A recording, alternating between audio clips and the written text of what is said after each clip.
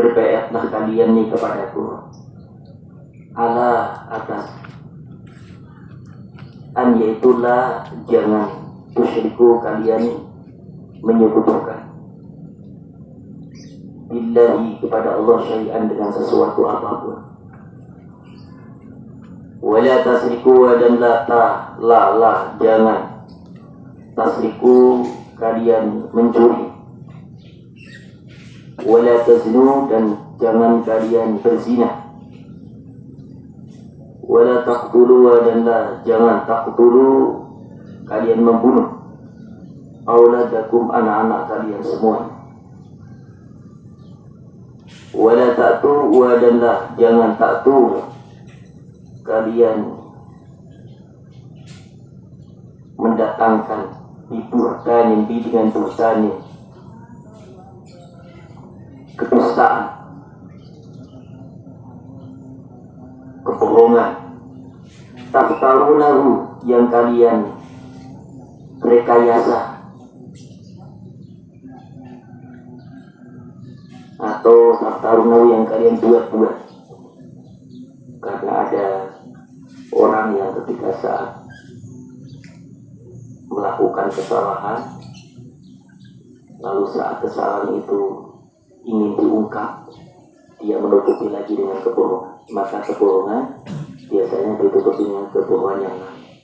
Bohong sekali akan menambah kebohongan berikutnya. Maka anak-anakku, sebisa mungkin masalah sekecil apapun jangan sampai berbohong. Bahkan bohong itu semua ternyata menjadi sifat munafik. Apa? Ciri orang munafik. Tidak hadasa, ketika bicara dusta. Wa idza tu'mina khon, ketika dipercaya berkhianat. Wa idza wa'ada khalafa, ketika berjanji mengingkar. Contoh yang anak-anak mungkin sering terjadi, sehingga teman kita pakai, kemudian saat ditanya, abang pakai sendal saya? Enggak. Tolong. Nah, ini akan terus mengalir kebohongan berikutnya. Karena apa? Akan membias, akan terbiasa nanti, dan seakan-akan tidak ada masalah. Padahal ini sifat yang amat sangat dibenci Allah, dibenci Rasulullah SAW. Sampai dikatakan orang munafik itu akan digodongkan, akan dibersamakan, akan disatukan satu lubang dengan orang kafir. Innallaha jami'ul munafiqina wal kafirina fi jahannam jami'a. Semuanya orang kafir, orang munafik akan disatukan oleh Allah dalam neraka jahanam di masa Allah. Ya dong ya, sekecil apapun ya dong, enggak ada bohong. Kita melakukan kesalahan, aku kesalahan, bertaubat kepada Allah, minta maaf kepada orang yang bersangkutan. Maka kemudian berjanji, ya Allah, hamba hari ini, sekarang ini, hamba bertaubat kepada hamba, tidak akan dusta lagi, tidak akan bohong lagi. Yang tahu ada diri kita dengan Allah. Gimana caranya? Mari tobat, sholat tobat, lalu dengan sungguh-sungguh. Dan itu bisa dilakukan siapa saja, karena tidak ada yang tahu. Tapi suatu saat akan terungkap, akan tersingkap. Itu pasti. Apalagi dusta bohong dengan Allah. Apa contohnya? Dusta bohong dengan Allah. Dulu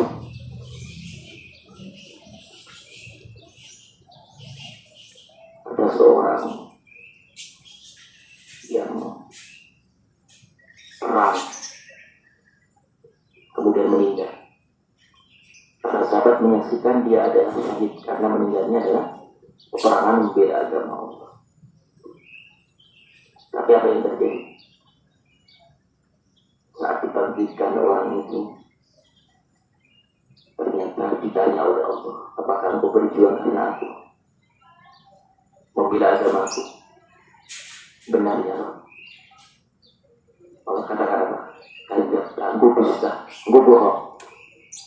Engkau berperang bukan karena aku, tapi engkau ingin mendapatkan harta dan kekayaan, dan engkau sudah dapatkan di dunia dulu.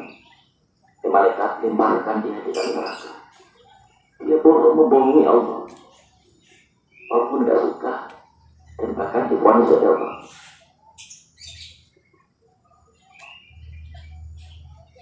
Dia pikir bisa dibohongi dengan pura-pura melakukan kebaikan.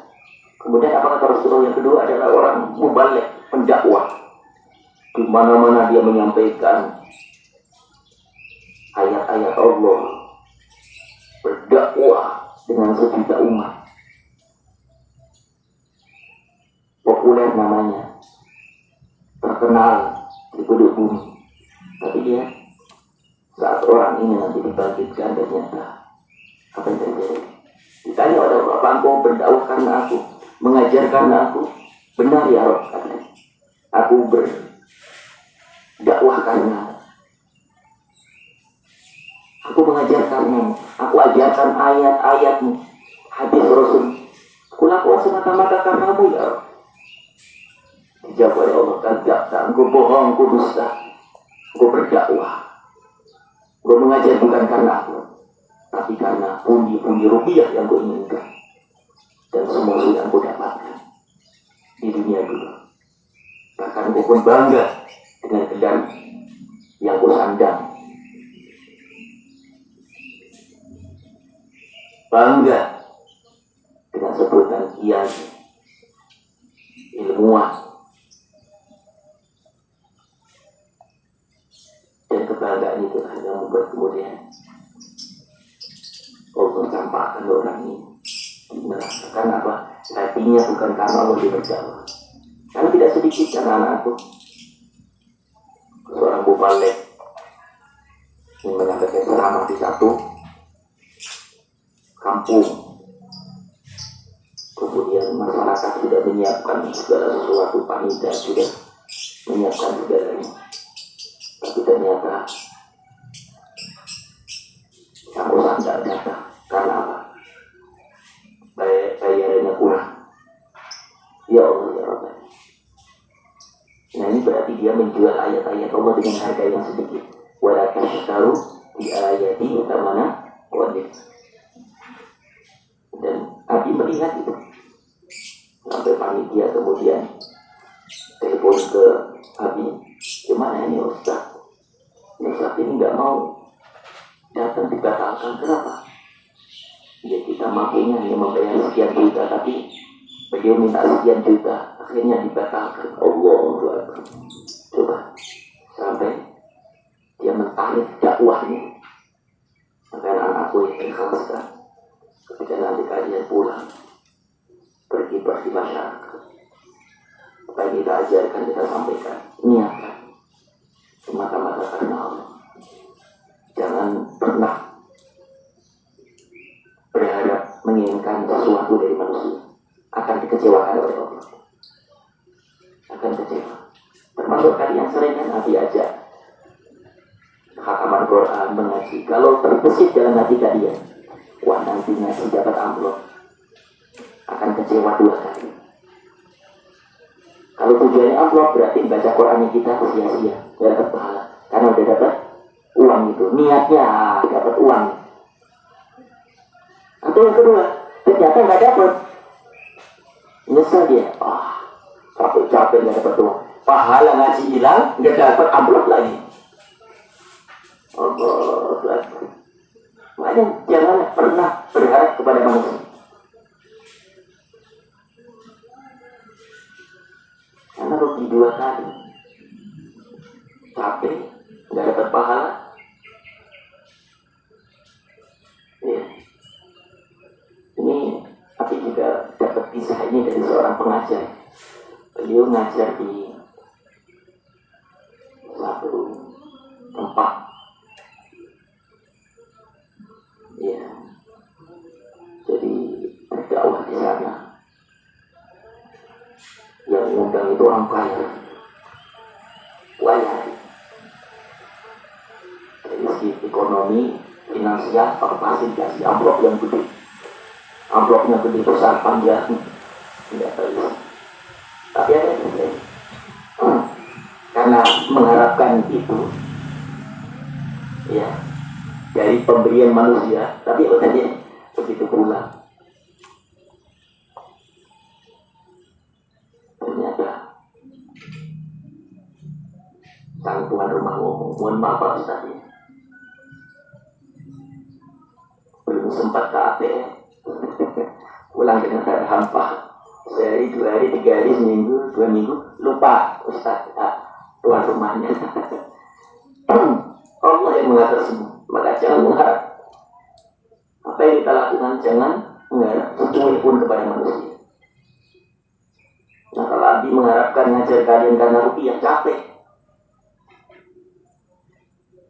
Kalau nggak ada bayaran, nggak ngajar. Ya, karena Allah, untuk Allah. Ya, ini yang harus kita tata hati kita. Harus kita minta selalu Allahumma rzuqna ikhlas. Ditulis doanya ya, supaya hafal semuanya, supaya hati kita selalu diikhlaskan oleh Allah. Tulis doanya supaya hati kita ikhlas amalan apapun. Semoga selalu ada keikhlasan dalam amalan-amalan kita, ibadah kita. Allahumma rzuqna ikhlas fi aqwalina wa a'malina. Ya Allah, karuniakan kepada kami ikhlas dalam setiap ucapan kami dan amal ibadah kami. Wa tahhir qulubana minan nifaq war riya was sum'ah wal ujub wal hasad wa takabbur wa min kulli da'il qulub. Dan sucikan, bersihkan hati kami ya Allah dari kemunafikan. Sifatnya nifak, orangnya disebut munafik. Sucikan, bersihkan hati kami dari penyakit nifak, orangnya disebut munafik. Kemudian selamatkan hati kami, sucikan, bersihkan dari riya, pamer. Kemudian as-sum'ah, sum'ah itu ingin didengar, segala perbuatan kebaikannya ingin didengar manusia. Wal ujub, atau bangga diri. Wal hasad, iri atau dengki. Lihat temannya pakai baju baru,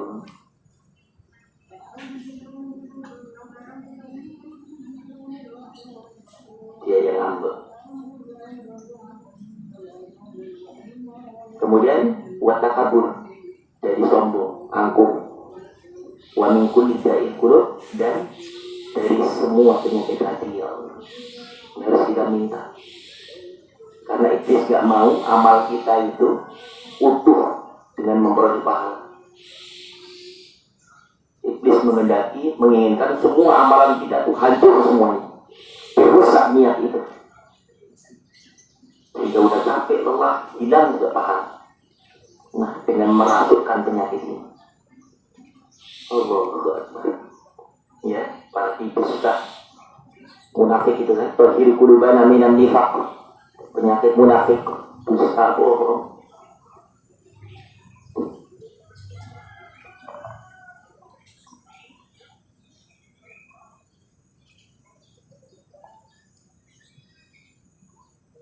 Baina aidikum, baina antara aidikum tangan kalian, warjulikum dan kaki kalian.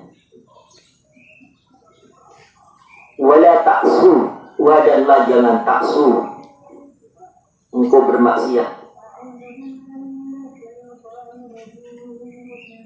Fi ma'rufin, fi pada ma'rufin, perkara yang baik. Jangan sekali-kali mencampur adukkan kebaikan dengan kemaksiatan. ibadahnya baik, baca Qurannya baik, tapi hatinya terbesit, terlintas ingin dipuji, disanjung manusia. Sayang kan? Sedekahnya baik, tapi ternyata dia ingin mendapatkan pujian sanjungan manusia.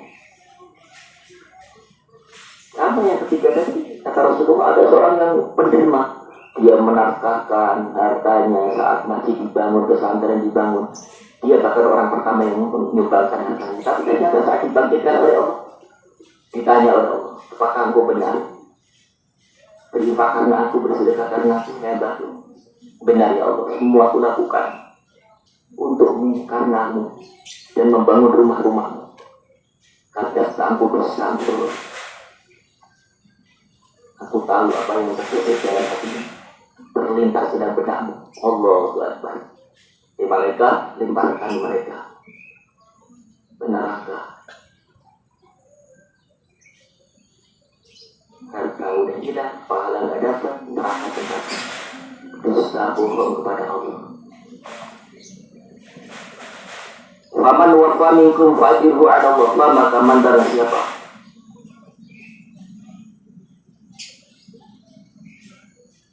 wafa menunaikan minkum dari kalian semua, fa'ajirhu, maka ajirhu pahalanya Allah, berada di sisi Allah Subhanahu wa Ta'ala. Maka tanamkan selalu harapan kita hanya Allah, untuk Allah, dan nanti Allah yang akan membalas semuanya. Wa man asaba, dan man barang siapa asaba,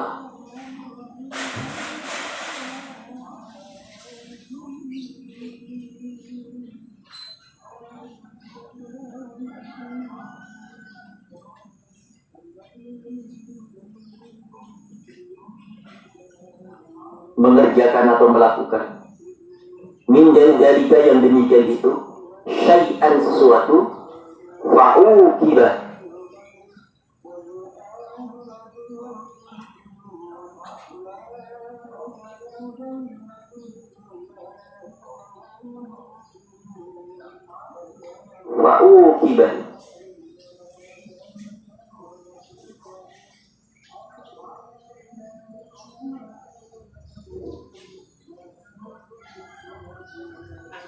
maka ditutupinya dengannya fitunya di dunia, fahuwa, maka huwa dia kafaratun,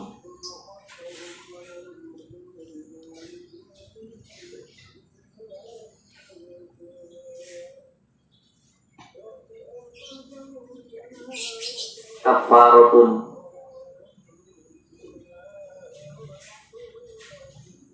Apa kafar artinya?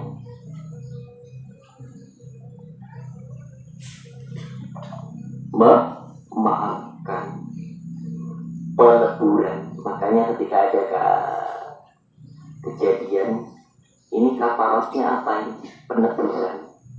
Kalau bagi Allah kafarat itu adalah pemaafan. Ini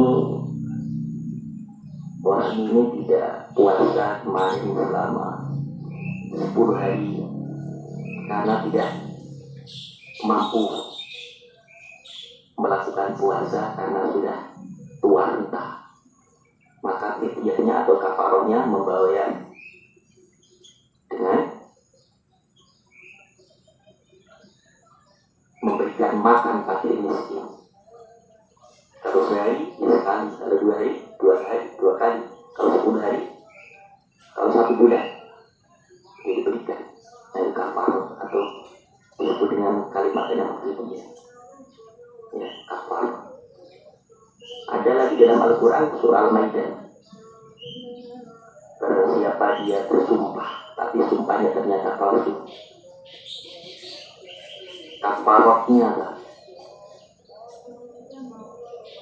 maka dia wajib berpuasa 3 hari berturut-turut atau memberi makan 10 fakir miskin. Ada kan? Gimana ayatnya? Ayat 6. Siapa yang apa?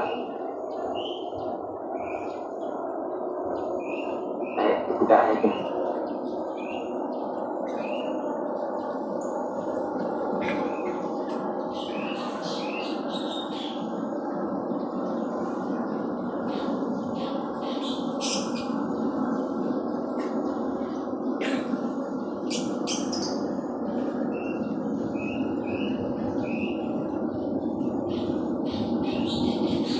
Al-Maidah ayat 89. La yu'akhidukumullahu billaghwi fi aymanikum. Terus walakin yu'akhidukum bima aqadtumul ayman.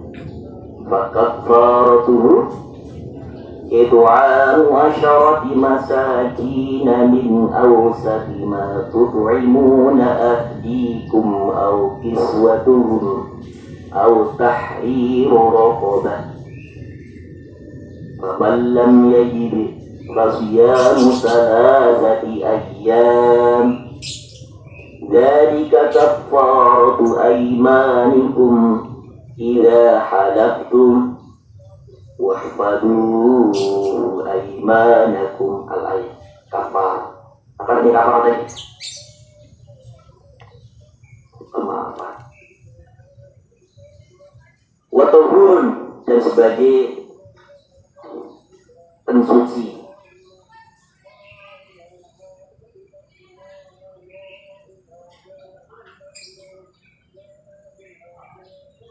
Pembersih. Waman asoba dan man barang siapa asoba melakukan mindalika yang demikian kesyai'an sesuatu. Summa kemudian sataro menutupi kepadanya. Allah fa maka huwa dia Allah ilallah kepada Allah in jika sya'a mengendaki apa memaafkan anu darinya wa dan in jika sya'a mengendaki aqoba menyiksanya. Rawa meriwayatkan kepada hadis Ubadah ibnu As-Somit. Jadi riwayat dari Ubadah ibnu As-Somit. Hadis ini diriwayatkan dari sahabat Ubadah ibnu As-Somit. Nah, tergantung bagaimana kehendak Allah ini menyiksa atau menutupi. Ketika keburukan itu benar-benar kita lakukan, ada kalanya Allah menyiksa. Saat itu juga ada kalanya ditutupi oleh Allah sampai pada akhirnya di akhirat dia akan dalam persejalan dan persiapan. Enak mana kira-kira? Enak kita ditampakkan di dunia, apa enak nanti di akhirat saja? Tuh, enak mana? Kita melakukan kesalahan ini, misalnya mencuri. Maulana misalnya, Maulana ngambil uang, nggak laku di dunia, ya, ditutupilah, bahkan nggak ada yang tahu dia ngambil sesuatu, apa yang terjadi? Itu berarti sataro uyubal, Allah menutup keburukannya di dunia. Tapi kalau dia nggak bertobat, maka di akhirat dia akan disingkap semua keburukan itu. Tapi kalau ditobat, ini wa in afa, boleh jadi Allah memaafkan atau tetap mendapatkan dosa sesuai dengan perbuatan yang dilakukan kita. Tapi tobatnya orang mengambil beda dengan tobatnya salah kita, dosa kita kepada Allah. Kalau kepada Allah cukup bertobat selesai. Tapi kalau berkaitan dengan hakul adam, maka harus mengembalikan dulu apa yang diambil. Mas, mohon maaf, ini kemarin saya ngambil uang Mas Tolik, Bang Tolik. Ya, saya minta maaf, saya khilaf. Maka selesai. Ada orang-orang yang mengambil uang rakyat dengan korupsi, kemudian tertangkap KPK. Itu salah satu cara Allah menyelamatkan dirinya, supaya apa? Di akhirat nanti akan selamat dia dari jeratan hukum Allah, pengadilan Allah. Enak mana? Tertangkap di dunia, apa di akhirat? Boleh jadi mungkin di mata kita zina, ini korupsi, tapi boleh jadi itu cara Allah menyelamatkan dirinya supaya selamat nanti di akhirat. Nggak ada penghisapan lagi. Kenapa? Sudah tuntas perkaranya di dunia. Dikembalikan semuanya, harta dan kekayaan yang diambilnya. Kemudian dia boleh jadi di penjara, dia tobat kepada Allah, menjadi orang lebih baik. Maka itu lebih baik daripada orang yang mencuri, tapi dia tidak mau bertobat kepada Allah, sehingga di akhirat dia menjadi muflis atau orang yang bangkrut. Kenapa bangkrut? Apa kata Rasulullah? Ada orang nanti datang di hari kiamat dengan membawa pahala sholatnya, puasanya, hajinya, umrohnya, tapi wasyatama ada wa darabah. Dia pernah menyakiti si fulan bin fulan, pernah ambil uang fulan bin fulan. Akhirnya apa? Kepala orang itu diberikan kepada orangnya, pernah diambil hartanya. Datang lagi, ya Allah, hartaku pun pernah diambil oleh orang itu. Malaikat mencatat, menulis semua keburukan orang itu. Benar ya Rob, orang itu mengambil harta si fulan bin fulan. Apa kata Allah? Berikan pahalanya kepada orang itu. Masih datang lagi, pahala dikasihkan lagi, pahala. Fa'in faniyat hasanatuhu, sampai habis semua pahalanya. Ternyata masih ada datang orang yang pernah dicurinya harta ketika di dunia. Apa kata Allah?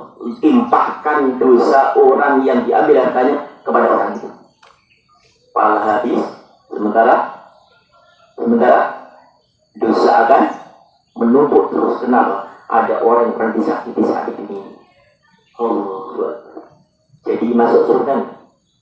Jadi nggak ada punya apa-apa. Pahala umrohnya dikasih orang, pahala sedekahnya dikasih orang, pahala sholatnya dikasih orang. Makanya jangan kita suudon ataupun sangka melihat memandang hina kepada orang masuk penjara ini.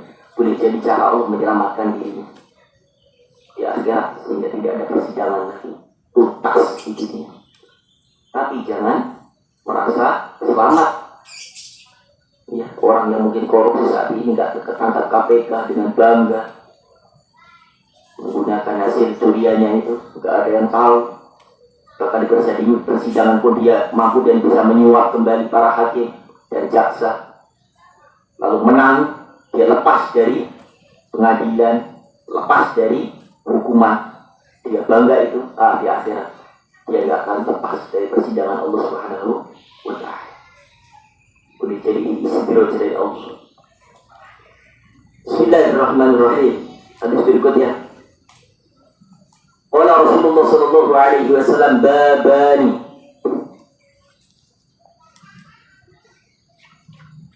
Babani.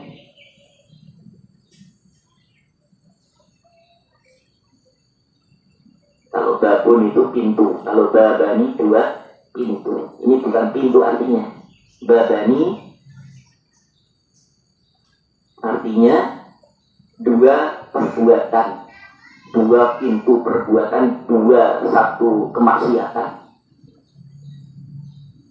dua kejahatan, dua kemaksiatan, mu'ajjilani. Mu'ajjal atau mu'ajjil?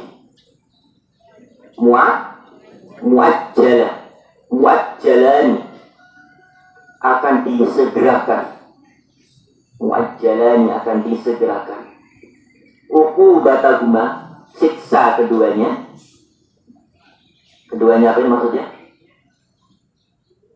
Dua maksiat tadi itu, babani itu. Fit dunia di dunia. Babani dua kemaksiatan, mu'ajjalan yang akan disegerakan. Uqubatahuma, siksanya fit dunia di dunia. Apa kedua maksiat itu? Kedua perbuatan yang mengundang sampai Allah murka, kemudian akan disegerakan di dunia, tidak usah nunggu di akhirat. Apa kata Rasulullah? Al-baghyu, yang pertama adalah berzina. Apa itu? Berzina. Itu zina hukumannya itu tidak hanya di akhirat saja, tuh. Di akhirat nanti kemaluannya akan dimasukkan tembaga yang sudah dipanaskan di akhirat, ditancapkan di kemaluan orang yang berzina itu. Nah di akhirat ternyata akan dibuat oleh Allah dengan kasih penyakit, Dulu penyakit apa namanya? Penyakit kemaluan apa namanya? Hah? HIV. Itu dibuat oleh Allah sehingga hancur semuanya, nggak bisa ngapa-ngapain. Kemudian ada penyakit apalagi itu yang sampai detik ini nggak bisa satu pun menyebabkan penyakit itu. Sengaja karena memang dia sudah melakukan suatu hal yang memang membuat Allah murka dengan perbuatan zina itu. Ayatnya terdapat banyak sekali, wala taqrabu zina innahu kana fahishatan wa sa'a sabila. Karena zina itu akan menghancurkan tidak hanya kulur matanya, kemuliaannya, tidak hanya dirinya, bahkan keluarganya, masyarakatnya. Dan juga orang yang berzina berhukum pada Allah akan dipakirkan dengan segala keadaan, pakir ilmu, pakir harta. Kalau dia tidak bertobat, maka terus akan menjadi bayangan yang akan menyertai hidupnya. Dan bahkan ketika itu terjadi, seandainya sudah terjadi, dia punya anak, maka anaknya nggak sah untuk diwalikan saat nikah. Contoh misalnya ada kaslan, dia berzina dengan markona, punya anak. Ketika markona kemudian menikahkan anaknya, namanya siapa, Makpunah misalnya, mau nikah dengan toleh, maka kaslan nggak bisa jadi wali. Karena apa? Anaknya hasil dari zina itu. Walinya siapa? Wali hakim. Kalau itu ternyata kaslan berani menjadi wali saat pernikahan markona dengan toleh, maka pernikahannya nggak sah, haram. Karena syarat nikah harus ada 2 orang saksi, ada seorang wali, ijab kabul dan adanya mahar. Tapi ternyata dia memalsukan kewaliannya, padahal dia bukan seorang ayah secara ruhiyah, hanya ayah secara biologi saja, tapi berani menjadi wali, maka pernikahannya nggak sah, haram, dan anak nanti akan lahir dari markona pun haram. Karena hasil daripada perzinaan yang tidak ada legalitas kehalalan pernikahan itu. Hati-hati, harus kasar berani menyampaikan kepada Pak Amil atau kaulah, maaf Pak, saya nggak bisa menjadi wali. Kenapa? Karena saya bukan orang tuanya. Karena saat lahir markona kami belum halal, belum ada ikatan suami istri. Walaupun nanti setelah hamil kemudian dia nikah, dia tetap nggak bisa jadi wali. Paham Jo? Paham nggak ini? Walaupun akhirnya adalah kaslan dengan markona, setelah adanya hamil si markona tadi, lalu punya anak kemudian nikah, walaupun sudah menjadi suami istri, tapi ketika saat pernikahan nanti nggak sah menjadi wali. Karena saat hamilnya, lahirnya siapa? Maktunah, tapi tidak ada ikatan antara bapak dan ibunya yang secara sah menurut agama. Jadi siapa wali? Wali hakim. Minta tolong kepada ustaz atau guru, Pak, tolong diwalikan ya pernikahan putri kami. Sampai ini aja, jangan malu. Zina juga tak malu. Kenapa? Melakukan kebaikan demi kebenaran malu. Saya bukan ayah kandungnya. Daripada nanti akan jadi haram terus. Baik. Yang pertama adalah zina, disegerakan saja di dunia. Kemudian wal uquq, yang kedua yaitu durhaka kepada orang tua. Segera itu, nggak usah nunggu nanti di akhirat. Rawi meriwayatkan hadis Al-Hakim Imam Hakim. Orang yang durhaka kepada orang tua akan disegerakan sejak ini. Berapa contoh banyak kisah yang pernah kita sampaikan. Ada anak luar biasa, dia marah kepada ibunya sampai mohon maaf mukul ibunya dengan kayu. ibunya lalu marah dan mendoakan. Tapi ibu ini sebenarnya nggak tega, tapi sudah terucap. Apa kata ibunya? Sudah, pergi aja dari rumah sini. Biar nanti kamu ditabrak tabrak mobil. Subhanallah. Apa kata anak? Iya, saya siap pergi dari rumah ini, Pak. Saya nggak sudi lagi tinggal di rumah ini. Ternyata apa? Nggak lama kemudian nyebrang jalan, tabrak angkot, mati saat itu. Tuh, menyakiti hati orang tua, hukumannya es di dunia. Belum nanti di akhirat. Allah, ya, makanya ada kata-kata, jangan sampai kalau kita belum bisa membahagiakan, jangan membuat sedih orang tua. Bahkan berkata Musa dia, apa kalimatnya? Wala taqul lahuma uffin wala tanharhuma wa qul lahuma qawlan karima. Jangan bentak mereka, jangan pernah mengatakan katakan sesuatu kalimat yang terbaik untukmu. Karena sekali sudah saja, sudah menyakiti hati perasaannya, akan menutup keberkahan umur kita, rezeki kita, hidup kita. Itu mumpung masih ada orang tua yang masih punya orang tua. Kayak Walid kalau sudah tidak punya orang tua, maka bibi itu adalah orang tua, guru adalah orang tua. Jangan sakiti mereka. Ya. Sekali menyakiti, terputus sudah keberkahan umur kita, rezeki kita. Ya, bahagiakan mereka.